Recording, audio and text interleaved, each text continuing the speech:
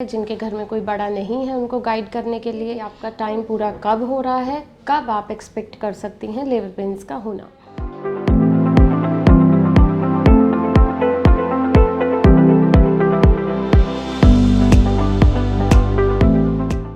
Hello everyone, welcome. आज हम बात करेंगे कि लेबर पेन्स आने पे क्या करें। खासकर वो महिलाएं जिनका कि ये पहला बच्चा है, जिनके घर में कोई बड़ा नहीं है उनको गाइड करने के लिए आज हम बात करेंगे कि लेबर पेन्स आने पे क्या करें। खासकर वो महिलाएं जिनका ये पहला बच्चा है, जिनके घर में कोई बड़ा नहीं है गाइड करने के लिए, तो कैसा पता चले उनको कि ये लेबर पेन्स ही है और कब उनको हॉस्पिटल जाने की ज़रूरत है।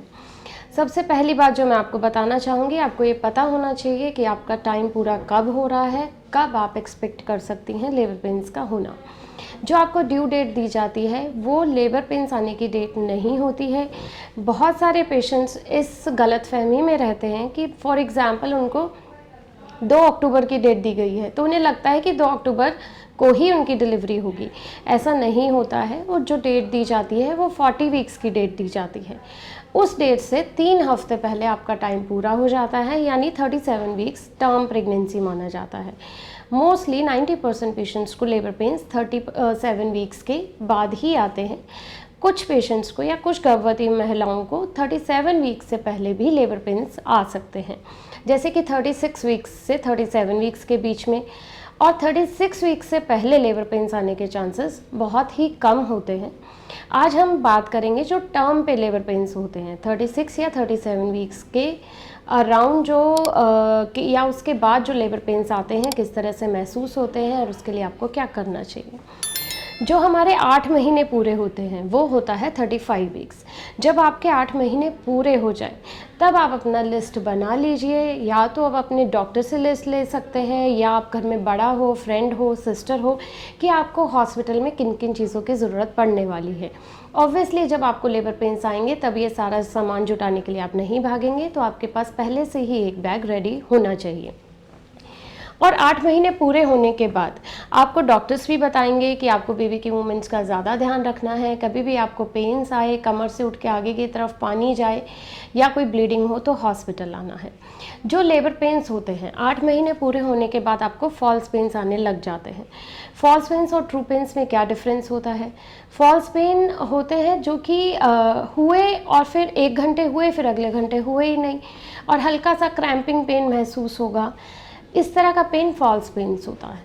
ट्रू पेन कभी भी रुकेंगे नहीं एक बार शुरू होने के बाद। फॉर एग्जांपल आपको एक बार पेन शुरू हुआ, आधे घंटे बाद आपको फिर से पेन आएगा, फिर उसके बाद एक रेगुलर फिक्स इंटरवल में आपको पेन आता रहेगा, और अगला पेन पिछले पेन से तेज़ होगा। और साथ में जो इंटरवल होता है, शुरू में मान लीजिए आपको आधे घंटे में पेन महसूस हो रहा था, धीरे धीरे ये पेन आपको हर 20 मिनट्स में महसूस होने लग जाएगा। पेन का जो इंटेंसिटी है, जैसे पहले आपको पेन हल्का था, अगला पेन तेज़ होगा, फिर अगला पेन और तेज़ आएगा। इस तरह से धीरे धीरे उसका इंटेंसिटी बढ़ता रहेगा। और जो ये पेन रहता है वो ड्यूरेशन भी बढ़ता जाएगा। जैसे मान लो आपको शुरू में पेन आया, सिर्फ 1 सेकंड के लिए रहा, अगली बार पेन आपको 2 सेकंड के लिए रहेगा, फिर आपको 3 सेकंड के लिए रहेगा। इस तरह से पेन का इंटेंसिटी और ड्यूरेशन बढ़ता जाएगा, और जो 2 पेन के बीच का इंटरवल है वो कम होता जाएगा। अगर आपको 1 घंटे में एक बार पेन आ रहा है तो इसमें कोई टेंशन वाली बात नहीं है।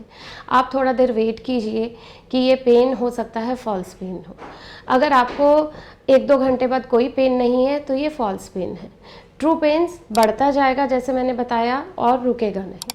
और हल्के पेन्स में आप टहल सकती हैं, आप रेस्ट भी कर सकती हैं, जो आपको अच्छा लगे अपना माइंड इंगेज करने के लिए, क्योंकि हल्के पेन का टाइम 12 घंटे, 18 घंटे, 24 घंटे भी रह सकता है। उस टाइम पे आपकी सर्विक्स जो होती है धीरे धीरे डायलेट हो रही होती है। इस टाइम पे चूँकि सर्विक्स के अंदर एक म्यूकस प्लग रहता है, सर्विक्स यानी बच्चेदानी का मुंह जैसे ही खुलने लगता है वो म्यूकस प्लग बाहर आता है, तो आपको ऐसा गोंद जैसा, लेस जैसा सा म्यूकस प्लग महसूस आप अपना पैंटी पे देख सकते हैं या वॉशरूम जाते वक्त। इसका मतलब कि आपको ट्रू पेन्स शुरू हो गए हैं या होने वाले हैं।